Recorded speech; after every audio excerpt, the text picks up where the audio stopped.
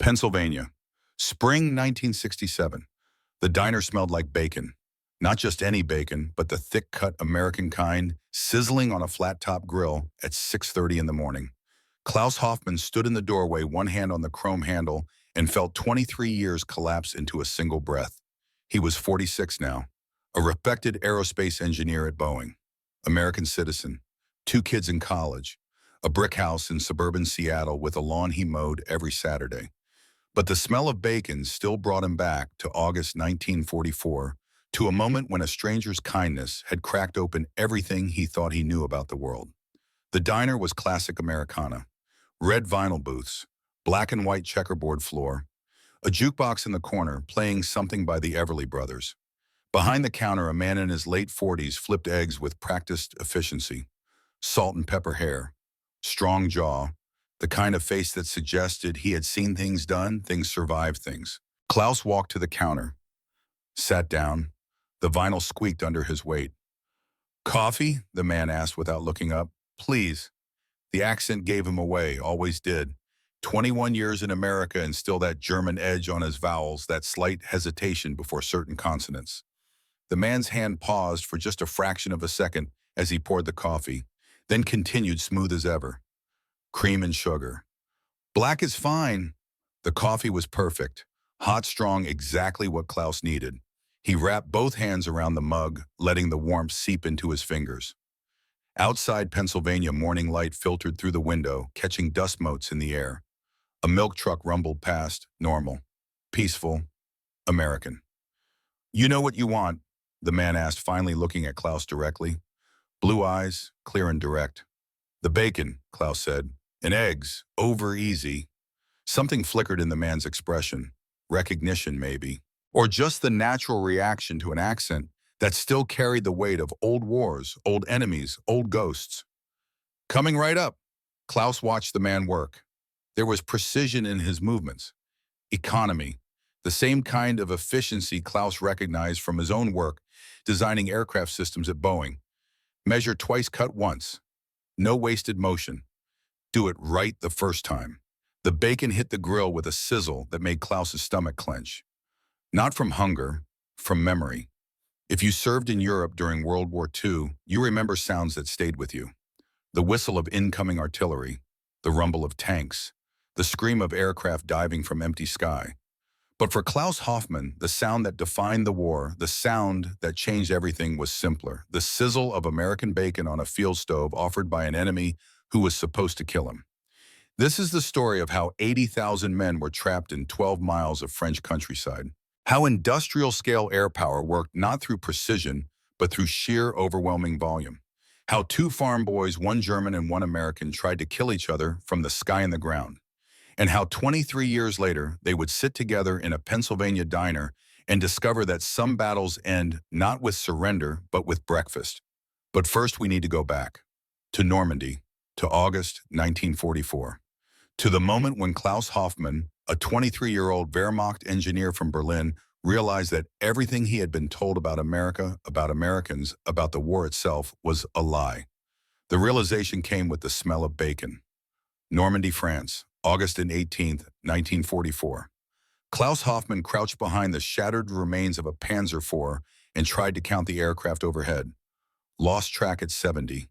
They came in waves endlessly like a metallic rainstorm. Typhoons, thunderbolts, Mustangs. The sky belonged to them now. The ground belonged to them. The air between ground and sky, the space where men tried to survive, belonged to no one. He was an engineer, not a soldier. His war was supposed to be about mathematics, about mechanical systems, about keeping vehicles running in impossible conditions. He had been drafted in 1942, pulled from his mechanical engineering studies at the Technical University of Berlin. The Wehrmacht needed men who understood engines, transmissions, hydraulic systems, men who could keep the German war machine moving. Now the German war machine was not moving at all. It was trapped in a pocket 12 miles across, surrounded by American, British, Canadian, and French forces on all sides. The Falaise pocket, they were calling it. Klaus thought it sounded too clean, too simple. Pockets were things you put spare change in. This was a killing box. He checked his watch. 14:30 hours. 14:30, 2:30 in the afternoon. Another wave was due any minute. They came like clockwork now. Every 12 minutes. His engineering mind had calculated it 3 days ago when the attacks had begun in earnest. 340 Allied aircraft, 14 sorties per plane per day. That was 4,760 individual attacks on 12 square miles of trapped German forces. The mathematics were simple, brutal, final. You did not need precision when you had that kind of volume. A young corporal, barely 18, crawled up beside Klaus. Herr Hoffmann, the colonel, wants to know if the trucks can be repaired. Klaus looked at the kid, blonde hair, blue eyes, the kind of face that Nazi propaganda posters loved. Pure Aryan youth. Except this pure Aryan youth was terrified, covered in mud and blood that was not his own, and asking questions that had no good answers. Which trucks? Klaus asked, though he already knew the answer. Any of them. Klaus had inspected the motor pool that morning. 47 vehicles. 33 were completely destroyed. Of the remaining 14, maybe 5 could run if given 6 hours of work, parts they did not have, and mechanics who were not pinned down by constant air attack. Tell the colonel, Klaus said carefully, that I need darkness. 6 hours of darkness and miracles, mostly miracles. The corporal nodded and crawled away. Klaus did not expect to see him again. The survival rate for runners was approximately 20%. He had calculated that too. His mind would not stop calculating. It was the only way to stay sane. Reduce everything to numbers, probabilities, mechanical problems with mechanical solutions. Except there was no mechanical solution to being trapped in 12 miles of Norman countryside while the entire Allied Air Force tried to kill you. The scream started high and dropped fast. Klaus knew that sound now. Typhoon rockets. He pressed himself flat against the wrecked Panzer mouth open to equalize pressure, hands over his ears. The ground shook. Metal shrieked. Somewhere close someone was screaming. Then not screaming. When the noise stopped, Klaus raised his head. Smoke. Always smoke. The pocket was perpetually wrapped in black clouds now, like God himself was trying to hide what was happening here. Maybe he was. Klaus pulled out his notebook. Every engineer carried one. His was battered, stained with oil and mud, and things he did not want to identify. But his notes were meticulous. Dates, times, types of aircraft, attack patterns. He was documenting the end of the world with the same precision he had once used to document bearing tolerances.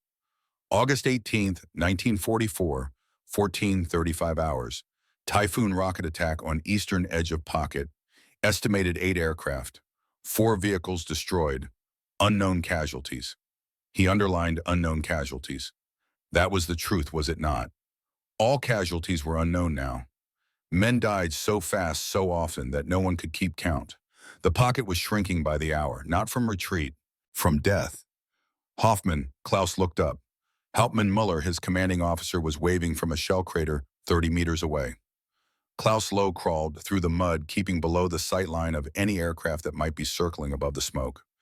The colonel wants a full assessment, Muller said when Klaus slid into the crater.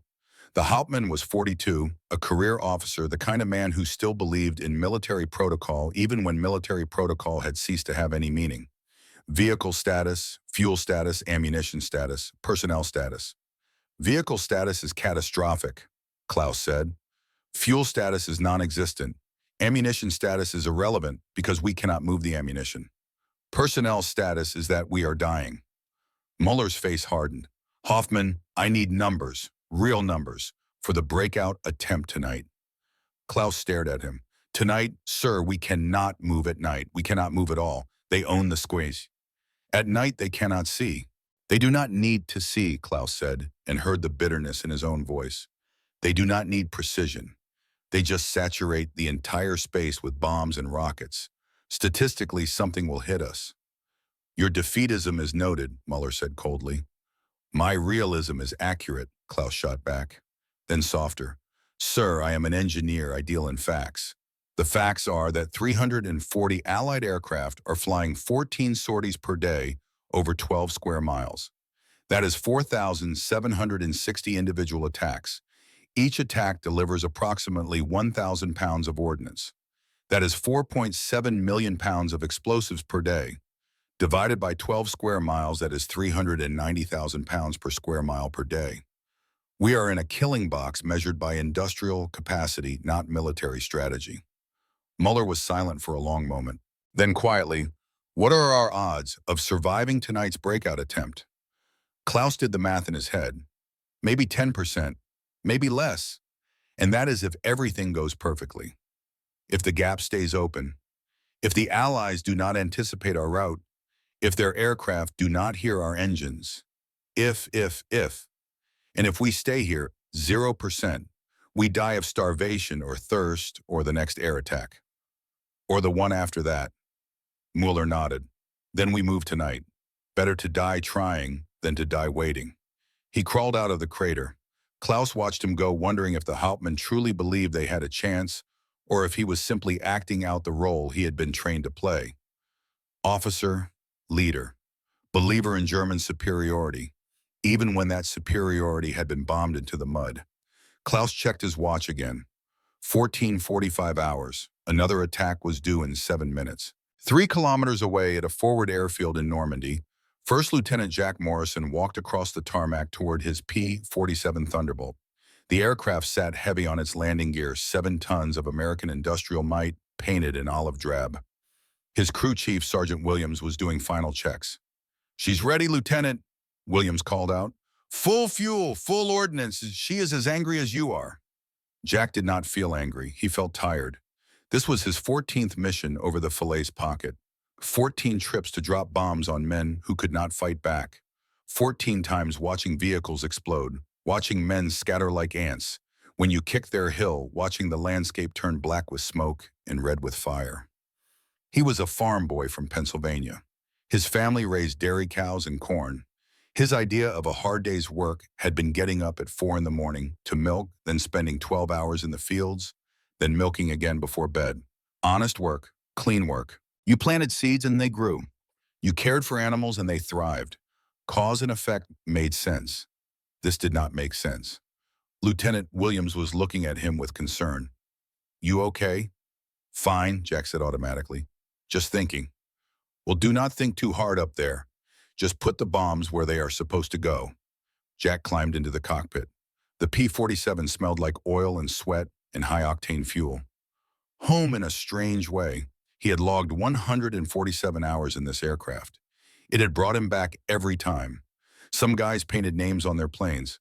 Lucky Lady, Memphis Belle, that sort of thing. Jack had just painted Pennsylvania Thunder in small letters near the cockpit. Nothing fancy. Nothing that tempted fate.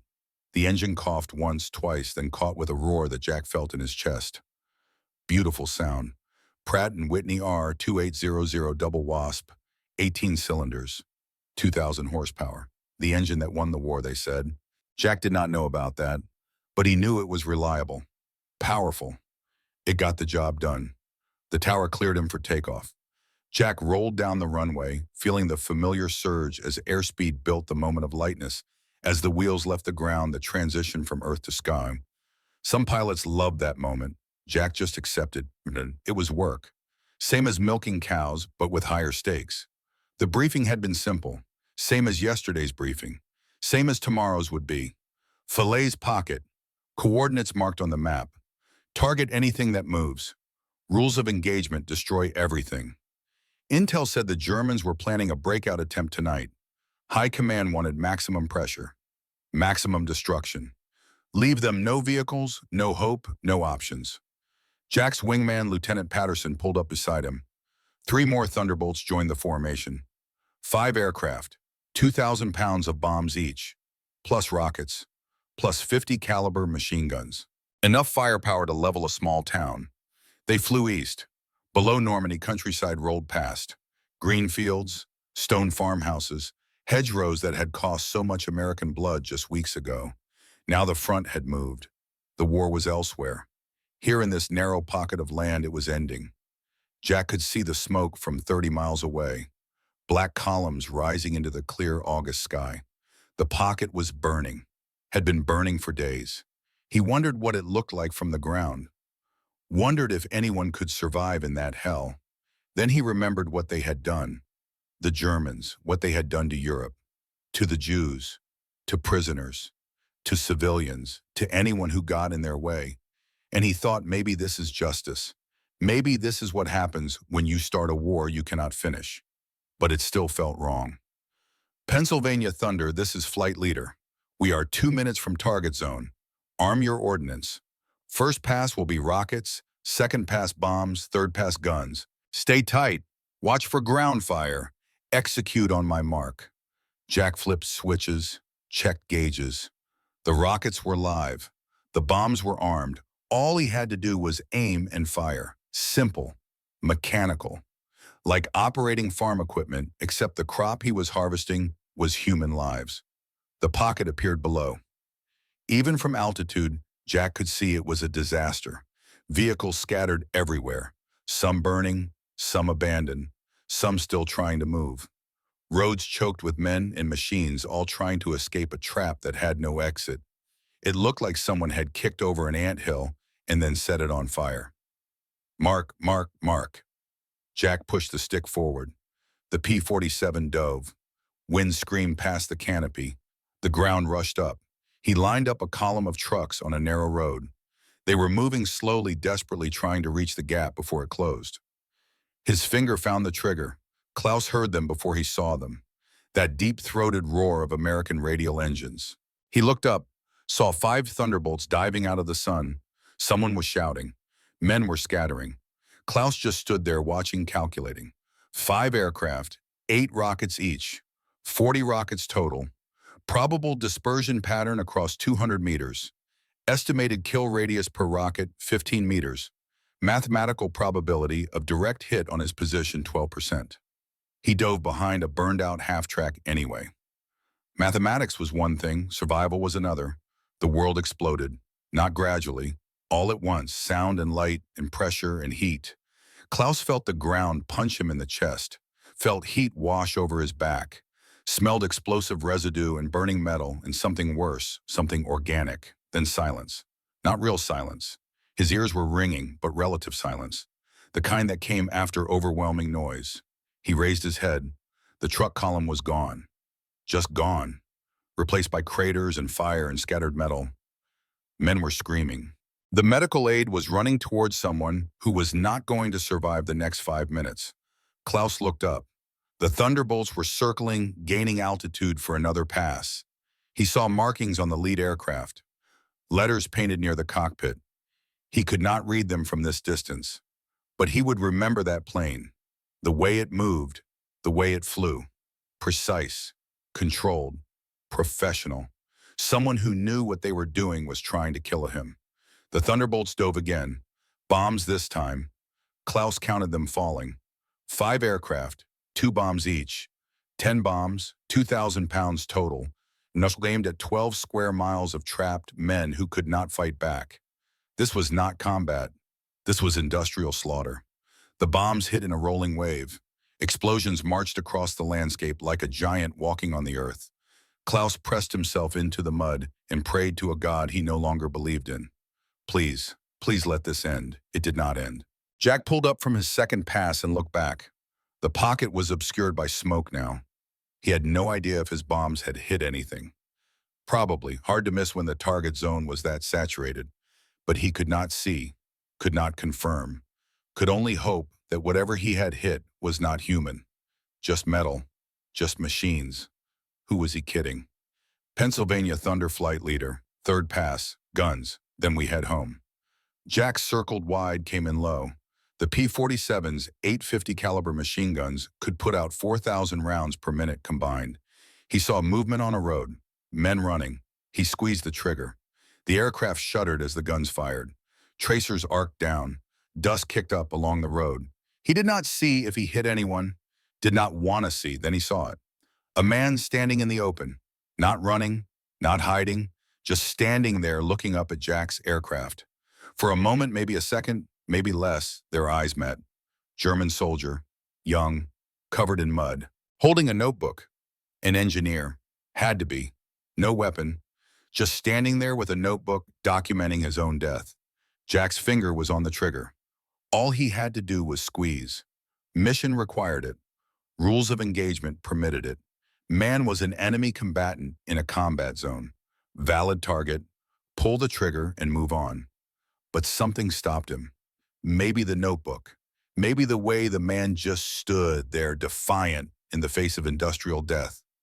Maybe Jack was just tired of killing. He pulled up without firing. Pennsylvania Thunder, did you have a malfunction? Negative flight leader. Just no valid targets. A pause. Copy that. Form up. We are going home. Jack climbed back to altitude and joined the formation. Below, the pocket burned. Tomorrow they would come back, do it again and again, until there was nothing left to bomb, or until the Germans surrendered, or until someone decided this madness had gone on long enough. He wondered about the engineer with the notebook, wondered if he had survived, wondered what notes he was taking, wondered if they would ever meet again. 23 years later, in a Pennsylvania diner, he would find out. Klaus stood in the ruins of what had been a supply depot and wrote in his notebook, August 18th, 1944, 10 hours, P-47 attack. 5 aircraft, rockets, bombs, guns. Estimated 30 vehicles destroyed. Unknown casualties. 1 Thunderbolt lead aircraft markings visible. Pennsylvania Thunder. He underlined Pennsylvania Thunder twice. That night, as the trapped German forces prepared for a desperate breakout attempt that most knew would fail, Klaus lay in a shell crater and looked up at the stars. They were the same stars he had seen from his bedroom window in Berlin. The same stars American pilots flew under. The same stars that watched men kill each other over political ideas and geographical borders. Somewhere out there, the pilot of Pennsylvania Thunder was probably sleeping, getting ready for another mission, another day of dropping bombs on trapped soldiers, doing his job, following orders, same as Klaus, same as everyone in this meat grinder. Klaus wondered what the pilot looked like. Young, probably, farm boy face, the kind of American his propaganda had told him to hate. Soft, weak, decadent, everything good Germans were supposed to despise.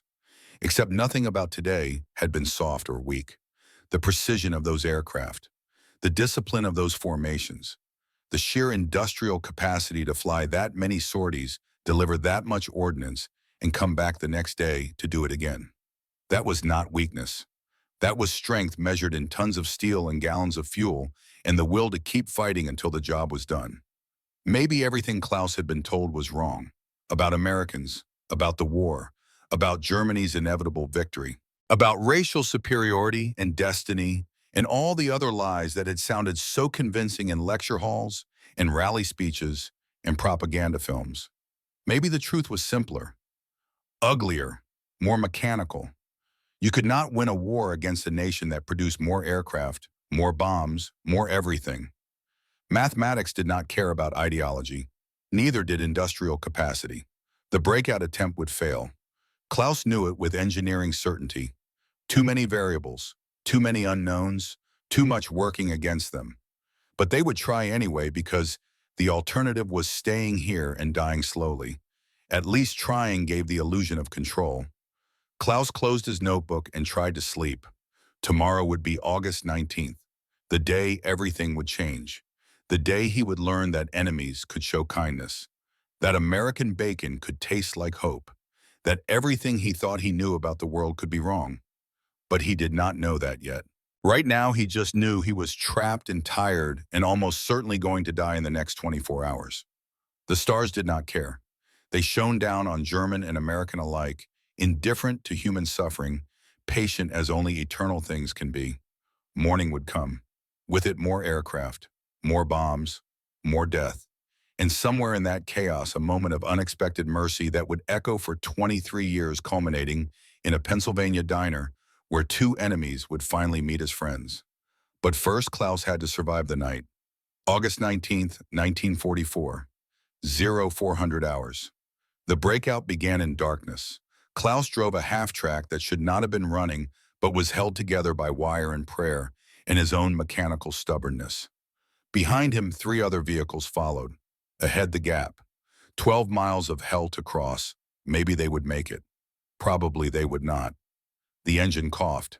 Klaus adjusted the throttle, listening to the rhythm of pistons that were 2 degrees off alignment. He had fixed this vehicle with parts scavenged from 3 other wrecks working through the night, by touch more than sight. It ran. That was enough. Beside him, young Corporal Weber clutched a rifle he barely knew how to use. The kid was shaking, not from cold, from fear that was reasonable, justified, and completely useless. Keep your eyes forward, Klaus said quietly. Watch for the road. Nothing else matters. What if the aircraft come? Then we die, but they cannot see in the dark. We have maybe 2 hours before dawn. That is our window. Weber nodded, not convinced but accepting. Klaus understood. At a certain point, you stopped believing in survival and just focused on the next minute, the next meter, the next breath. Survival became a series of small negotiations with death. Not yet, not here, not this way. The column moved slowly, too slowly.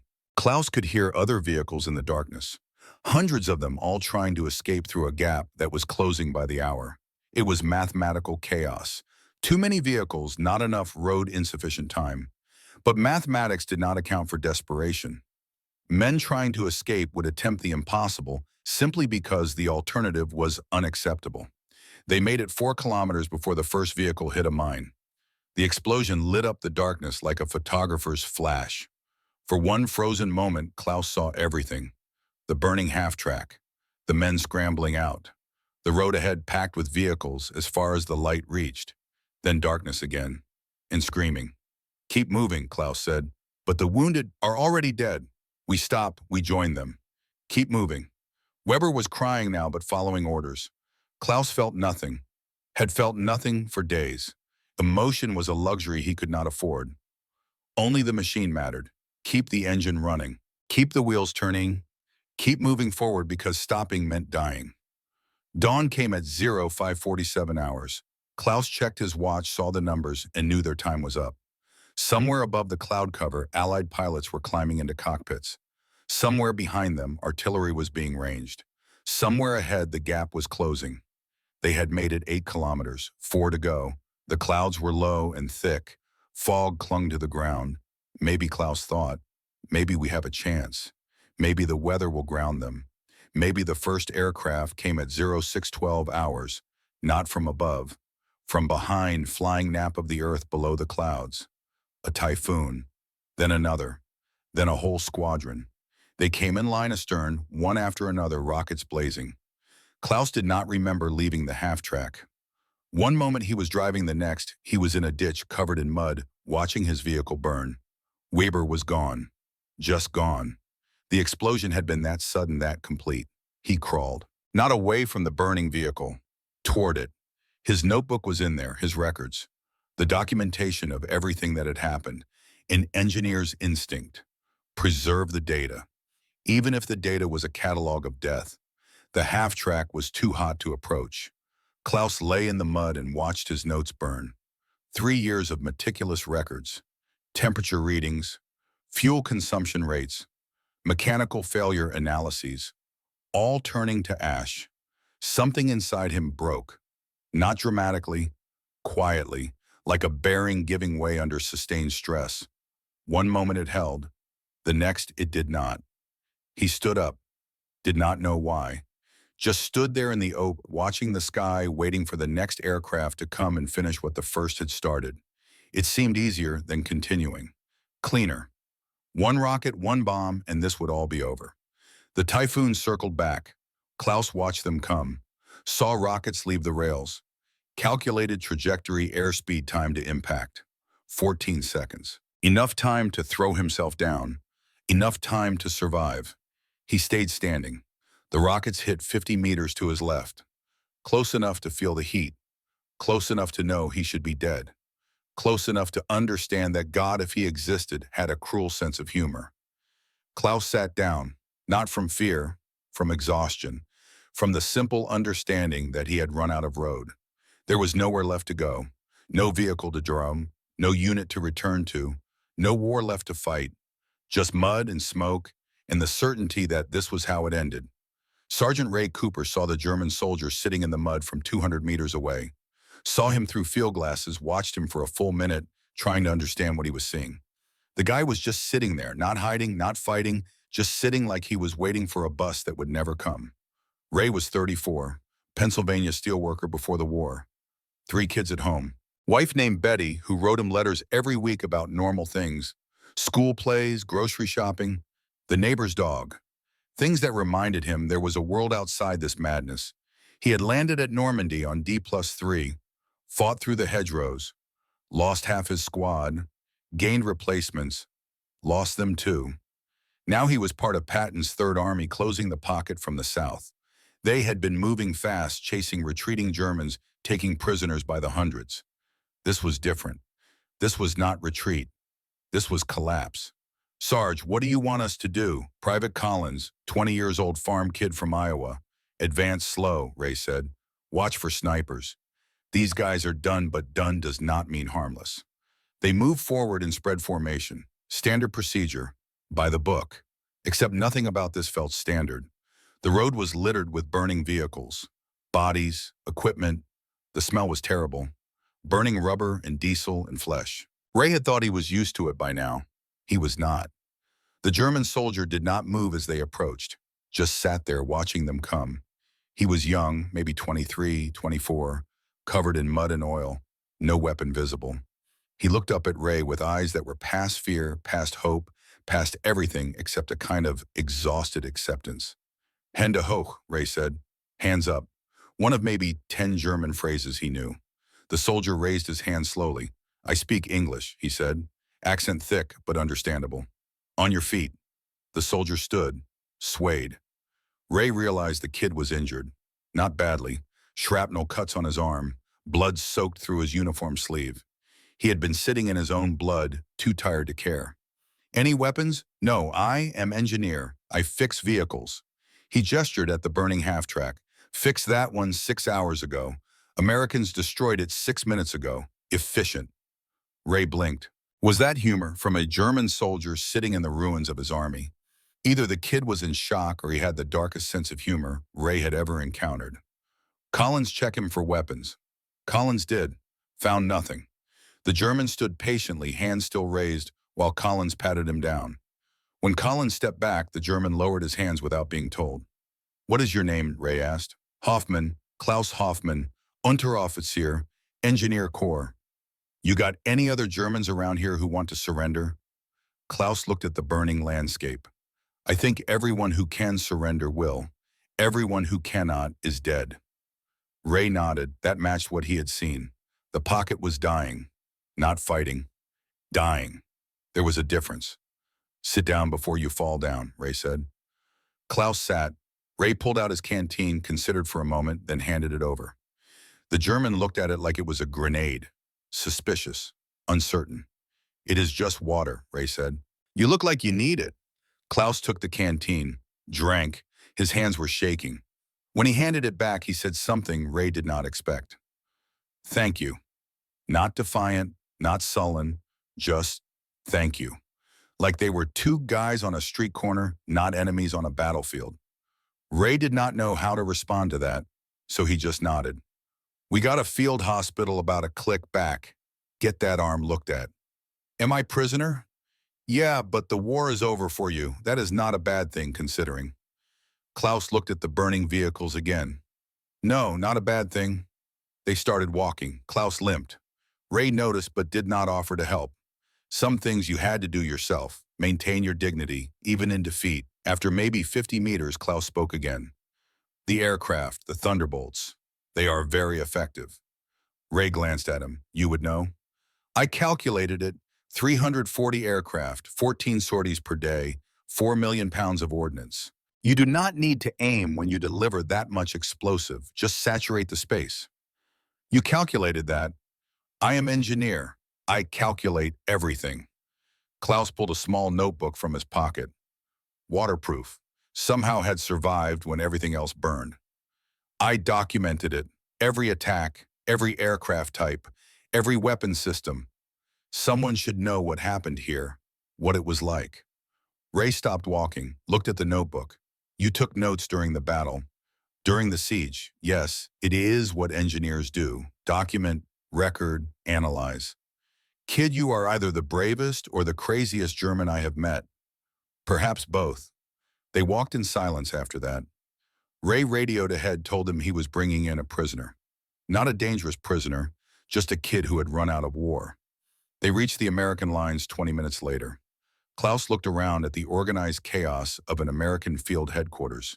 Tents, radio equipment, supply trucks, men moving with purpose. Everything the German pocket had lacked for the past week. "Wait here," Ray said. Klaus waited, sat down on an empty ammo crate, watched American soldiers go about their business. Nobody paid much attention to him. He was just another prisoner. They had hundreds now, thousands. The pocket was breaking. Men were surrendering by entire units. Ray came back with a medic. "Get that arm cleaned up. Then we will get you some food." The medic was efficient, cleaned the wound, applied sulfa powder, bandaged it properly. Klaus watched fascinated by the medical supplies, clean bandages, antiseptic, morphine if needed. The Wehrmacht had run out of medical supplies weeks ago. Men died of infected wounds that should have been treatable. Now he was getting better medical care as a prisoner than he had received as a soldier. "All done," the medic said. "You are lucky. Nothing serious." "Thank you," Klaus said again. The medic nodded and left. Klaus sat on the ammo crate waiting. For what he did not know, orders, transport, whatever came next. He had stopped trying to control his fate. Fate was something that happened to you while you were making other plans. Ray came back again, this time carrying a tin plate and a canteen cup. "Breakfast is ready." Klaus looked at the plate. Scrambled eggs, bread, and bacon. Real bacon. Not the ersatz garbage the Wehrmacht called food. Actual thick-cut American bacon. The smell hit him like a physical force. When had he last eaten? Yesterday morning? Maybe. Time had stopped meaning much in the pocket. "Eat," Ray said. "You look half dead." Klaus took the plate with hands that shook. Looked at the food. Looked at Ray. "This is for me. You see anyone else around here who looks like they need feeding?" Klaus ate. First bite was careful. Tentative. Like the food might disappear if he was not gentle with it. Second bite was faster. Third bite, he was just shoveling it in, not tasting, just consuming. The bacon was salty and smoky and perfect. The eggs were fluffy. The bread was fresh. Real food.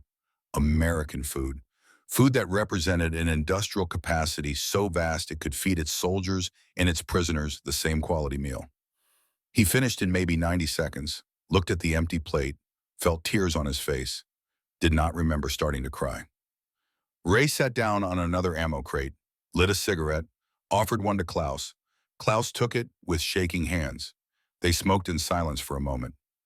"How long since you ate?" Ray asked. "I do not remember. Days, maybe."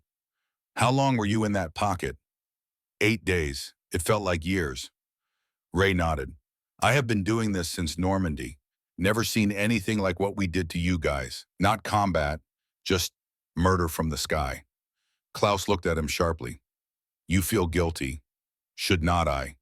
You were following orders. Same as me, same as everyone. The crime is not following orders. The crime is giving orders that lead to that." He gestured toward the smoke still rising from the pocket. They sat.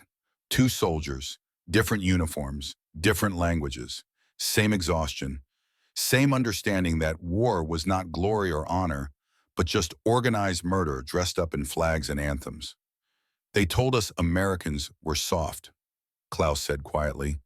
"Decadent, weak, only cared about money and comfort, could not fight, could not sacrifice.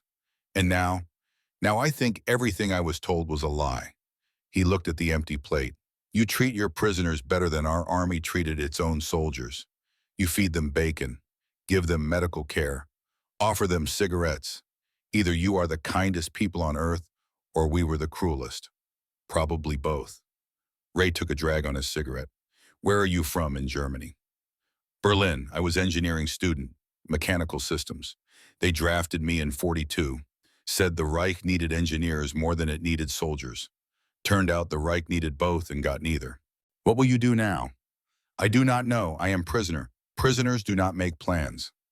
"War is almost over," Ray said. "Germany is finished. Maybe 6 months. Maybe less. Then what?" Klaus shrugged. "Berlin is probably destroyed. My family, I have not heard from them in a year. My university is bombed. My country is rubble. I have nothing to go back to. So I will go wherever you send me. Do whatever you tell me. It does not matter anymore. That is a hell of a way to think. That is a realistic way to think. Ray finished his cigarette, ground it out under his boot. They are going to ship you to a POW camp, probably stateside, probably Pennsylvania or Texas. You will sit out the rest of the war doing farm work or factory work. Then when it is over, they will ship you back to Germany. That is how it works. Pennsylvania, Klaus said softly. Where is that? Northeast, steel country, coal country, my home. What is it like? Ray smiled. Green, lot of hills. Good people. Hard workers. My dad worked in the mills. I worked in the mills. Probably go back to the mills when this is done. Honest work. Clean work. You make something real. Klaus absorbed that. I would like to see Pennsylvania. You might, if that is where they send you. An officer called for Ray. He stood stretched. I have to go. Transport is coming for prisoners in about an hour. Just sit tight. Do what you are told. Do not cause trouble. You will be fine. Sergeant, Klaus said, the bacon, the food. Why, Ray looked at him for a long moment. Because you are not my enemy. You are just a kid who got drafted into the wrong army and survived hell. You deserve a hot meal. Simple as that. He walked away. Klaus sat on the ammo crate holding the empty plate, trying to understand what had just happened. He had been fed by his enemy, treated with kindness by people who, by all rights, should hate him, given cigarettes and medical care and basic human dignity. Everything he had been told about Americans was wrong. Everything. 300 kilometers away, Jack Morrison stood beside his damaged P-47 Thunderbolt and surveyed the repairs needed. The ground fire from yesterday had punctured his oil cooler. Shrapnel had torn through his right wing. He had made it back to base on prayers and fumes, landing with an engine temperature so high the mechanics had thought it might catch fire. You got lucky, Lieutenant, his crew chief said. Few more minutes and that engine would have seized. I know. You want us to patch her up or give you a different bird? Jack ran his hand along the fuselage. Pennsylvania Thunder had brought him through 48 missions, 48 times into harm's way, and 48 times back home. You did not abandon that kind of luck. Patch her up. I will wait. Could be 3 days. I will wait. The crew chief nodded and went back to work. Jack walked to the operations tent. Inside, the briefing board showed tomorrow's mission assignments. More Falaise pocket runs. More bombing. More killing. The pocket was collapsing. Intel said Germans were surrendering by the thousands. Maybe a few more days and it would be over. Jack poured coffee from a pot that had been sitting too long. Drank it anyway. Tasted like burnt mud but had caffeine. That was what mattered. Morrison, he turned. Captain Edwards, squadron commander. Sir, you are grounded until your bird is ready. Use the time, rest. Write home, whatever you need. Yes, sir. Edwards hesitated. You did good work yesterday. We all did. High Command says we shortened the war by months. Maybe saved thousands of Allied lives. Yes, sir. You do not sound convinced. Jack looked at his coffee. Permission to speak freely, sir. Granted. It did not feel like combat. Felt like extermination. They could not fight back. Could not escape. We just bombed them until there was nothing left to bomb. Edwards nodded slowly. War is not clean, Lieutenant. It is not fair. It is about winning. We are winning. I know. But you do not like it. No, sir, I do not. That makes you human. Hang on to that. War ends eventually. Humanity you need forever. Edwards left. Jack drank his terrible coffee and thought about the engineer with the notebook. Thought about the way he had just stood there, not fighting, not hiding, just documenting. Thought about how he had almost pulled the trigger. Almost. He wondered if the kid had survived. Probably not. The Typhoons had come in right after Jack's flight, then the artillery, then the ground forces. Nobody in that pocket was walking away clean. Most were not walking away at all. Jack finished his coffee and went to his bunk. 3 days until Pennsylvania Thunder was ready to fly. 3 days to think about what he was doing, what he had become. Farm boy turned bomber pilot, turned something he did not have a name for yet. He lay on his cot and stared at the canvas ceiling and wondered if anyone would remember this. If anyone would care. 50 years from now, would anyone know about Falaise Pocket, about what they had done here? Probably not. War became statistics, numbers in books, dates to memorize in school. The smell of burning vehicles faded.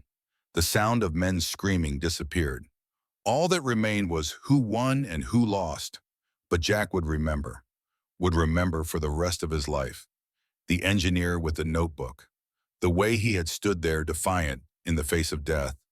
The way Jack's finger had hesitated on the trigger. Some memories did not fade. Some stayed sharp and clear and cut you every time you touched them. Klaus was processed through the POW system with industrial efficiency. Name, rank, serial number, medical check, delousing, new clothes, American uniform with POW stenciled on the back. Then onto a truck with 40 other Germans, all equally dazed, all equally uncertain about what came next. They drove for 2 days. Klaus watched French countryside give way to Belgian, then Dutch. They stopped at camps along the way. More processing, more documentation. The Americans recorded everything. Every prisoner, every detail. The same industrial capacity they applied to war, they applied to peace. On the 3rd day, they reached a port. Ships waited. Liberty ships. The same ships that had brought American soldiers to Europe were taking German prisoners to America. The irony was not lost on Klaus. He stood on deck as the ship pulled away from Europe, watched the continent shrink behind him. Somewhere back there was Berlin, his family, his past, his country, all of it getting smaller by the moment until it was just a smudge on the horizon. Then nothing. America was 3,000 miles away. Pennsylvania was waiting. And somewhere in that future, in a place he could not yet imagine, he would meet a man named Ray Cooper again. Would meet a pilot named Jack Morrison for the first time. Would smell bacon in a diner and remember this moment, this crossing, this transition from enemy to prisoner to something else entirely. But that was years away. Right now, Klaus just stood on the deck of a Liberty ship and sailed toward a country that had tried to kill him and then fed him breakfast. A country that made no sense according to everything he had been taught, but made perfect sense according to what he had experienced. The bacon had tasted like forgiveness. That was crazy. That was impossible. That was American. Klaus was starting to understand that American and impossible might not be contradictions after all. Pennsylvania, September 1944. The POW camp sat in rolling hills outside Pittsburgh. Klaus saw it through the truck's canvas cover as they rolled through the gates. Barbed wire, yes. Guard towers, yes. But also green grass, trees turning autumn colors, buildings that looked solid and well-maintained. Nothing like the camps he had heard about. Nothing like what propaganda had promised. They were unloaded in a courtyard. A captain with graying hair and tired eyes addressed them in passable German. You are prisoners of war under the Geneva Convention. You will be treated with dignity. You will work. You will be fed. You will be housed appropriately. You will not be tortured or abused. You will follow rules. Those who cooperate will find this a tolerable experience. Those who resist will find it less so. That is all. Klaus believed him, not because he wanted to, because the man's eyes said he meant it. There was no cruelty there, no hatred, just professional exhaustion and the desire to do a difficult job correctly. They were assigned to barracks. Klaus got a bunk, a footlocker, a blanket, more than he had owned in the last month of the war. A sergeant American walked through and dropped a care package on each bunk. Soap, toothbrush, razor, writing paper, pencil. You can write home once a week, the sergeant said. Red Cross will deliver letters, probably take 3 months, but they will get through. Klaus stared at the writing paper. Who would he write to? His parents' house had been in Berlin. Berlin was rubble. His university friends were dead or scattered. There was no home to write to, no one waiting for letters that would take 3 months to arrive. He put the paper in his footlocker. Maybe later, maybe never. Dinner was in a mess hall that could have been any American military facility. Long tables, efficient serving lines, food that was hot and plentiful. Meatloaf, mashed potatoes, green beans, bread, coffee, and dessert. Actual dessert. Apple pie. Klaus ate slowly, savored it. The other Germans did the same. Some were crying. Most were just stunned. This was not supposed to happen. Prisoners were not supposed to eat apple pie. The guard standing by the door was watching them. Not hostile, just observant. Klaus caught his eye. The guard nodded. Klaus nodded back. In acknowledgement. We are both here. We are both doing our jobs. That is all. After dinner, a chaplain came to the barracks. American Army chaplain, but he spoke German. I am here if anyone wants to talk, or pray, or just have someone listen. No judgment, no pressure, just, I am here. Several men took him up on it. Klaus did not. He had stopped praying somewhere in the falaise pocket. God had not answered when it mattered. Klaus did not see the point in resuming the conversation now. Instead, he lay on his bunk and listened to the sounds of the camp settling in for night. American guards making rounds. German prisoners adjusting to captivity. Somewhere a radio played music. Glenn Miller. American swing music that was officially forbidden in Germany, but that Klaus had secretly loved. The sound of it now, here in this strange liminal space between war and peace, felt like permission to stop pretending. He fell asleep to the sound of Moonlight Serenade and dreamed of bacon. The work began the next morning. Klaus was assigned to the motor pool. The camp commander had read his file, seen his engineering background, and made the obvious choice. They needed mechanics. Klaus needed work. Simple equation. The motor pool sergeant was a man named Patterson, 40-something, balding, cigarette perpetually dangling from his lip. He looked at Klaus the way mechanics everywhere looked at new assistants. Skeptical, unimpressed, waiting to be proven wrong. You say you are an engineer. Yes, Sergeant. Prove it. Patterson pointed to a Jeep with a dead engine. Klaus walked over, popped the hood, and listened to Patterson's description of the problem. Took him maybe 10 minutes to diagnose. Fuel pump, another 20 to replace it. The Jeep started on the first try. Patterson nodded. Okay, you can stay. Klaus stayed, worked, fixed vehicles with the same focused intensity he had brought to keeping Wehrmacht vehicles running. Except now, the parts were plentiful. The tools were good quality. Nobody was shooting at him while he worked. It was almost pleasant. 3 weeks and Sergeant Ray Cooper walked into the motor pool. Klaus was under a truck, replacing a transmission seal. Did not see him at first, just heard a familiar voice say, Patterson, you got a Klaus Hoffman working here. Yeah, why? I met him in France, wanted to see how he was doing. Klaus slid out from under the truck, looked up. Ray was standing there in dress uniform, hat in hand, looking down with something like concern. Klaus stood, wiped grease off his hands, and felt something unexpected. Relief, a familiar face in a sea of strangers. Sergeant Cooper. Hoffman, you clean up nice. Klaus looked at his oil-stained coveralls. I look terrible. Compared to how you looked in the mud with blood all over you, this is a significant improvement. They stood awkwardly for a moment. Prisoner and guard, former enemies. Now what, I am on leave, Ray said. Heading home, Pittsburgh. Thought I would stop by, see how you were settling in. I am settling. The work is good. The food is excellent. I am alive. These things matter. Ray nodded. They sending you back after the war? I suppose. Where else would I go? You got family in Germany. Klaus shrugged. I do not know. Berlin is destroyed. I have not heard from anyone since '43. Probably they are dead. Probably everything is gone. Ray was quiet for a moment. Then you could stay. In America. After the war, lots of German POWs are planning to apply for immigration, start over. America needs engineers. You are an engineer. Math is simple.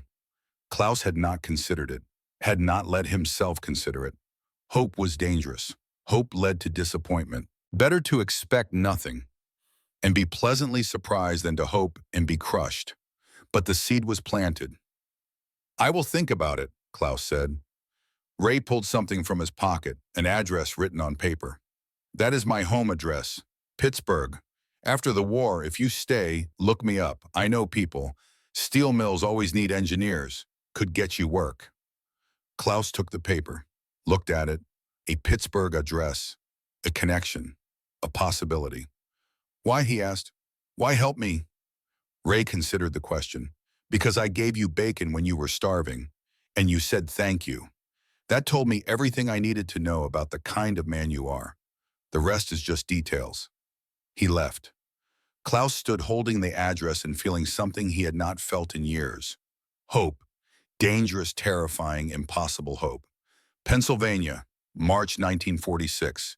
The war in Europe had ended in May 1945. Japan in August. The world slowly, painfully returned to something approximating peace. POWs were being repatriated, ships full of Germans heading back to a country that no longer existed in any form they would recognize. Klaus stood in line for repatriation processing and made a decision. He stepped out of line, walked to the camp administrator's office, knocked. Come in.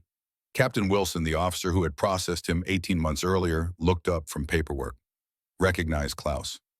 Hoffman, you are scheduled to ship out next week. I want to stay. Wilson put down his pen. In America? Yes, sir. Why? Klaus had prepared this answer, had practiced it in his head for months. Because Germany is destroyed. My family is gone. My city is rubble. But America has opportunity, has work, has people who showed me kindness when they could have shown cruelty. I want to be part of this country, if it will have me. Wilson studied him.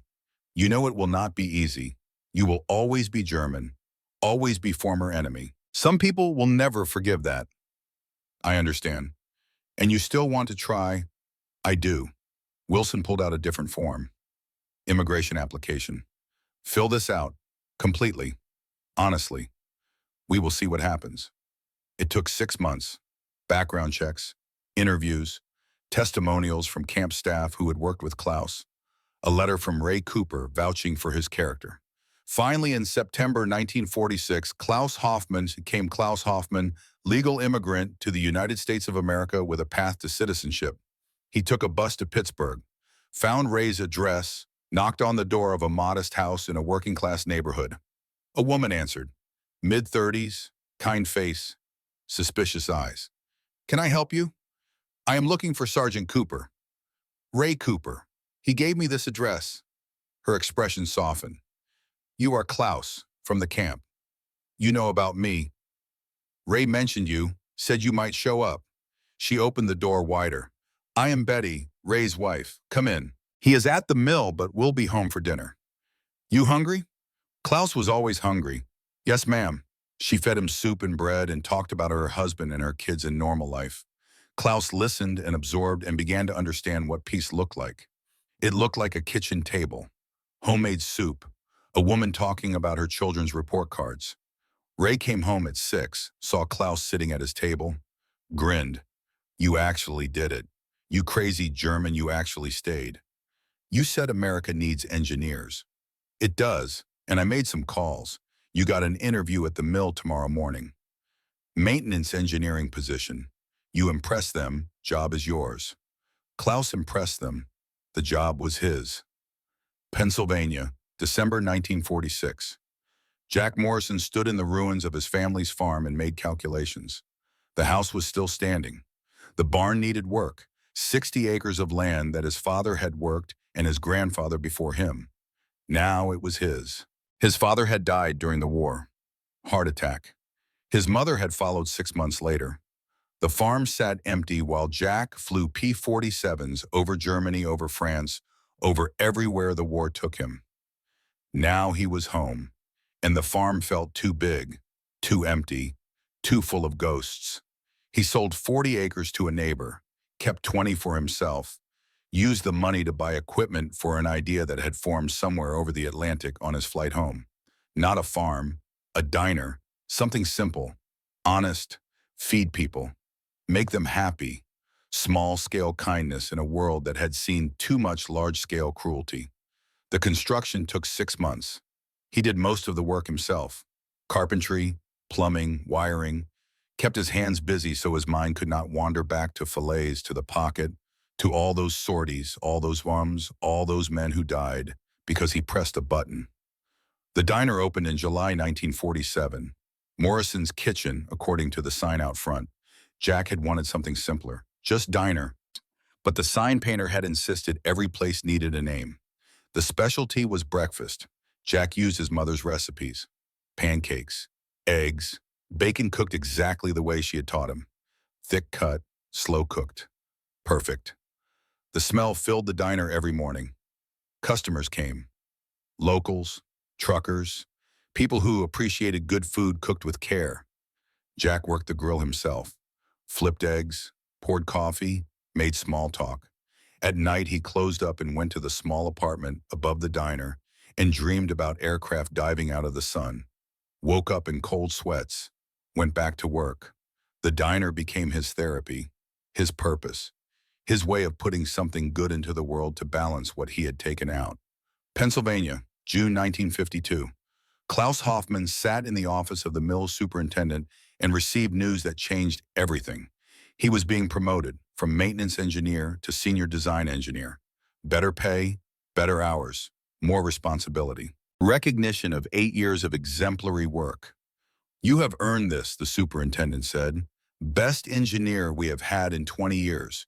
You see problems before they happen. Fix things that others say cannot be fixed. You are exactly what American industry needs." Klaus accepted the promotion with the same quiet intensity he brought to everything. Worked harder, took night classes at the University of Pittsburgh, earned his degree, applied to graduate programs, got accepted. In 1956, he finished his master's degree in aerospace engineering. Boeing recruited him immediately, offered a position in Seattle working on commercial aircraft design. He almost said no. Pittsburgh had become home. The steel mill had become family. Ray Cooper had become the closest thing to a brother Klaus had ever known. But aerospace was his passion, always had been. The chance to design aircraft, not just fix them, was impossible to refuse. Ray threw him a going-away party. At Morrison's Kitchen, the diner that had become the unofficial gathering place for the mill workers. Klaus had been eating there for years. Never knew the owner was a veteran, never asked, just enjoyed the food and the quiet atmosphere and the way Jack Morrison ran his place with the same professional efficiency Klaus brought to his work. At the party, Ray stood and made a toast. To Klaus, who came to America as an enemy and became the best damn American I know, who works harder than anyone else, who never forgets where he came from, but never lets it hold him back. Pittsburgh's loss is Seattle's gain. Everyone drank. Klaus felt tears in his eyes, blinked them back, stood. "I want to thank Sergeant Cooper for giving me bacon when I was starving, for giving me hope when I had none, for showing me that enemies can become friends. That is the real American miracle. Not industry, not technology, kindness. More drinks, more toasts."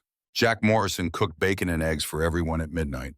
Klaus ate and remembered another breakfast, another moment of unexpected kindness, another time when bacon had meant more than food. He left for Seattle the next day, started his new life. Boeing became his home. The 747 project became his obsession. He designed hydraulic systems that would help millions of people fly safely across oceans. The kid who had documented death from the sky was now helping build aircraft that connected the world. But he never forgot Pennsylvania, never forgot Ray, never forgot the diner where mill workers gathered and the quiet man who flipped bacon with the precision of someone who had learned that details mattered.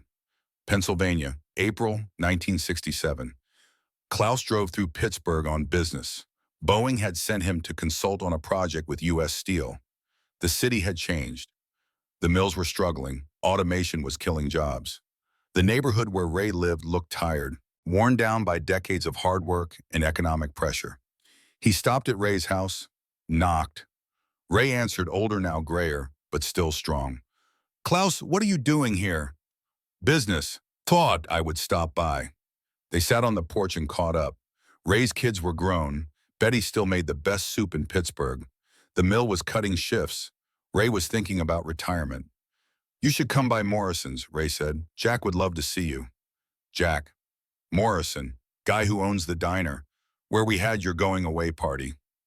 Klaus remembered, the quiet man, the perfect bacon. "I did not know you knew him well." Ray smiled, something knowing in that smile, something planned. "Oh, we know each other. Go by tomorrow morning. Have breakfast. Tell him I sent you. Klaus did, drove to the diner the next morning, walked in, saw Jack behind the counter, ordered bacon and eggs, sat down, and smelled the bacon cooking. The smell transported him, August 19th, 1944. A field kitchen, a sergeant offering kindness. The moment everything changed, he closed his eyes, breathed it in, remembered. When he opened his eyes, Jack was standing in front of him with the plate, looking at him with concern. You okay, Associé? The bacon, Klaus said, his accent thicker than usual, emotion making it harder to speak. The smell, it reminds me. Of what? Of the day I learned Americans were not monsters. Jack set down the plate, sat across from Klaus. You are German. I am American now, but yes, German, from the war. Where did you serve? Klaus took a breath. Normandy, August 1944. Falaise pocket. He watched Jack's face change, saw recognition, saw something else. Horror, maybe, or shared memory, or both. I was there, Jack said quietly. P-47, Thunderbolt, Pennsylvania Thunder. The diner went silent. Other customers did not exist. The world narrowed to two men, former enemies, sitting across from each other, connected by a moment in hell that neither had forgotten. I saw your plane, Klaus said. I was standing in the open, calculating. You flew over me. You did not fire. Jack closed his eyes. I remember, you had a notebook. Just standing there, I thought, this kid is documenting his own death. I was. I documented everything, the attacks, the mathematics, the industrial capacity to deliver 4 million pounds of explosive in 8 days. I calculated it all. Why? Because I am engineer. Because someone needed to record what happened. Because I do not know. It was all I could control. They sat in silence. Jack got up, poured 2 cups of coffee, came back, pushed one across to Klaus. I have nightmares, Jack said. Still, 23 years later, about what we did there. It was not combat, it was extermination. You were following orders. Does that make it right? No, Klaus said, but it makes it understandable. I followed orders too. Look where that led. Jack nodded. After the war, I could not go back to farming. Could not do anything except try to put something good into the world. So I cook, feed people, small kindness. Nothing compared to what I took away. I design aircraft, Klaus said. Commercial aircraft. Help people travel, connect, build bridges instead of bomb them.